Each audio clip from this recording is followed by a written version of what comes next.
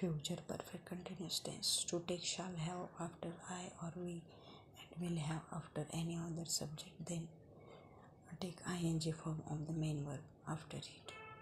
करता जर आय किंवा we असेल तर shall have, आणि करता इतर कोणताही करता असेल तर will have घेऊन मुख्य क्रियापदाला ing प्रत्यय लावलास पूर्ण चालू भविष्यकाळ सिद्ध होतो.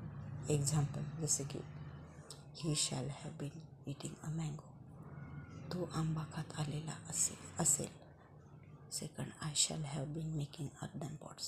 मी मातीचे भांडे बनवत आलेली असेल. Next, negative sentences. To form the negative of the above sentences shall or will should be followed by it. Shall have किंवा विल हॅव पुढे नॉट ठेवल्याने निगेटिव्ह म्हणजेच नकारार्थक वाक्य बनतात. Like first, he will not have been eating a mango. तो आंबा खात आलेला नसेल. I shall not have been making earthen pots.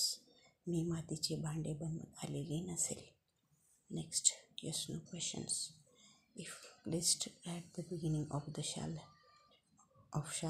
or will in the above sentences, it become yes no questions.